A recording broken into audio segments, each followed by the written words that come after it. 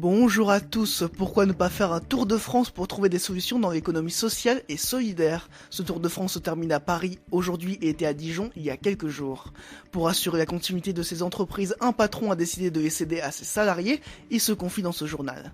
Le 2 Minutes Info Plus vous proposera 2 idées d'exposition pour le week-end. Enfin, la météo du jour est nuageuse. La deuxième édition du Tour de Solutions se termine aujourd'hui à Paris. Plusieurs étudiants sont partis de Marseille pour aller à Paris. Pour cela, ils sont passés par Montpellier, Béziers, Albi, Bordeaux, Lyon, Dijon, Strasbourg, Nancy et donc Paris. Mais ce trajet s'est fait en voiture GPL. Le GPL est considéré comme un carburant propre, permettant de réduire l'usure du moteur. L'initiative vient d'ailleurs du Comité français du butane et du propane, ainsi que du Club des voitures écologiques. Si le but est de promouvoir l'utilisation de ce carburant, c'est aussi de rencontrer des personnes ayant des projets axés sur le développement durable ou ancrés dans l'économie sociale et solidaire. Ils ont par exemple rencontré à Lyon une association spécialisée dans l'éco-construction et dans le photovoltaïque. Le but de cette association est d'être un relais entre les collectivités et les ingénieurs dans l'utilisation des matériaux respectueux de l'environnement.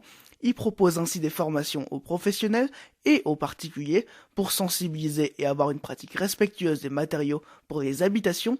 Lors de leur passage à Dijon, nous en avons profité pour interviewer Marie Morvan. Elle fait partie du projet et s'est confiée sur l'importance des rencontres avec ces associations. C'est vraiment différent en fait d'aller à la rencontre directement de ces initiatives parce que c'est un partage et ces personnes-là elles transmettent leurs projets et ça touche beaucoup plus quand on va à leur rencontre directement et qu'elles présentent tout le processus, comment elles sont arrivées à là, et on voit que c'est vraiment très cohérent en fait avec une éthique, une façon de penser et une mise en application concrète de cette autre façon de faire.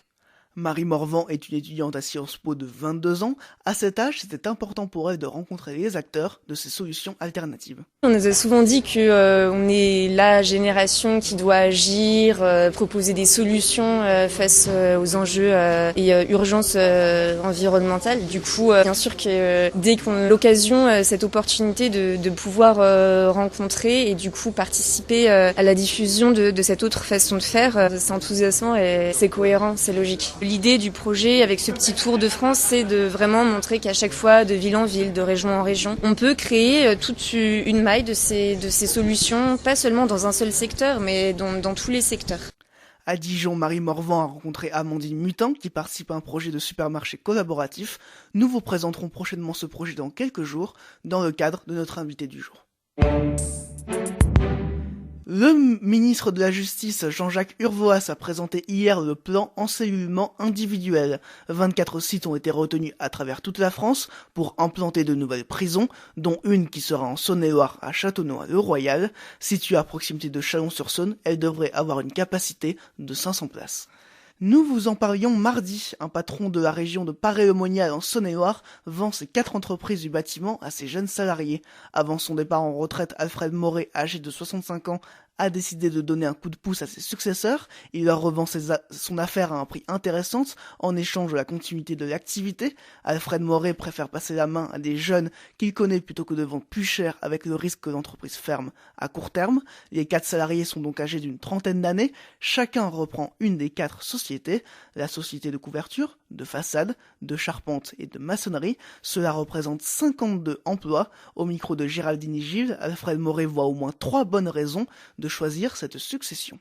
Lorsqu'on est jeune, qu'on démarre, il n'y a pas grand monde qui est là pour vous aider ou vous conseiller. C'est ce qui m'a un peu manqué dans ma jeunesse.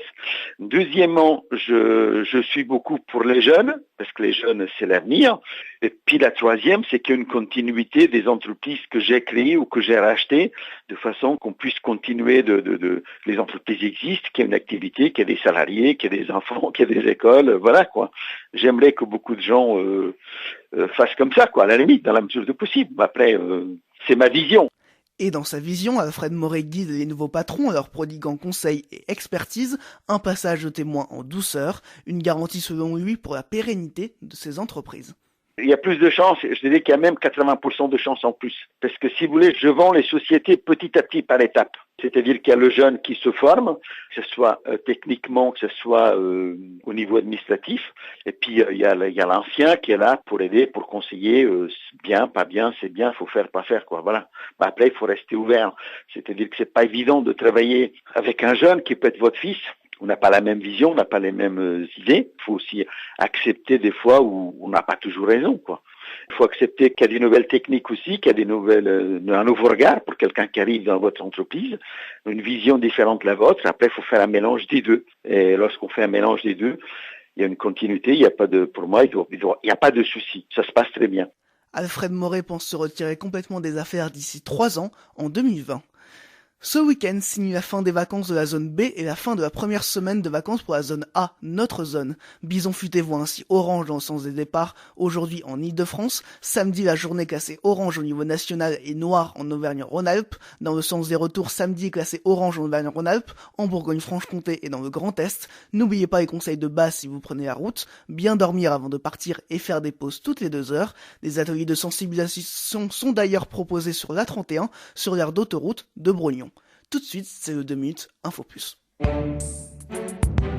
Et pour ce 2 minutes Info Plus, nous sommes avec Isabelle Cassotti de Côte d'Or Tourisme. Vous souhaitez nous parler de 2 expositions et la première se situe dans l'Auxois et s'intitule Monobloc Projet. Tout à fait, le Monobloc Projet, c'est une chouette exposition qui a lieu au Centre culturel Arcade, donc au château de Sainte-Colombe en Auxois, qui est en lui-même déjà un très joli château médiéval, donc à la campagne, qui accueille depuis de longues années des artistes contemporains en résidence et qui propose toujours des expositions extrêmement innovantes et souvent décalées par rapport à son site.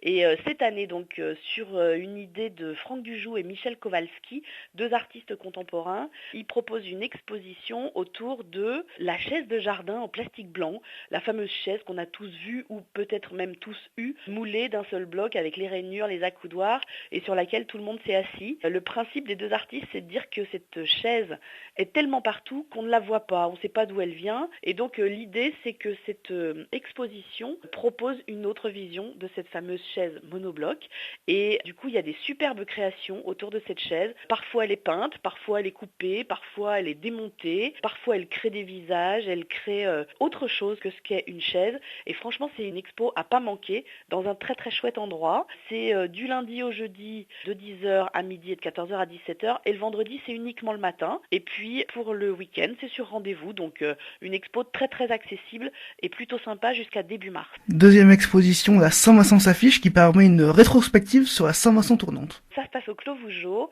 et c'est la première fois qu'on peut voir au même endroit toutes les affiches traditionnelles de la Saint-Vincent tournante de Bourgogne. Et ce qui est vraiment intéressant et très joli, c'est que ce ne sont que des affiches artistiques. Chaque année, il y a un parti pris artistique qui est pris pour créer l'affiche de la Saint-Vincent tournante. C'est toujours un artiste différent. Et du coup, là, c'est vraiment un très beau moment que de passer devant ces 45 affiches qui racontent 45 Saint-Vincent tournantes différentes avec 45 points de vue artistiques différents. Donc à ne pas manquer au Clos Vougeot jusqu'à fin mars, tous les jours de 10h à 17h. Et puis on en profite pour visiter le merveilleux endroit qui est le Clos Vougeot évidemment. Merci Isabelle Cassotti, on rappelle que vous travaillez pour Côte d'Or Tourisme. Tout de suite, c'est la météo. Quelques nuages ce matin dans le ciel de la Côte d'Or et de la Saône-et-Loire. Dans la partie nord-ouest de la Côte d'Or, on notera même de la pluie. Il fait 7 à Étalante, 8 à Montbarré au Creusot, 9 à Chalon-sur-Saône et jusqu'à 10 degrés à Tournu. En début d'après-midi, il devrait y avoir de la pluie sur l'ensemble des départements. De la pluie qui se transformera en nuages, ce qui devrait permettre d'avoir un week-end ensoleillé. C'est la fin de ce journal. Très bonne journée à tous.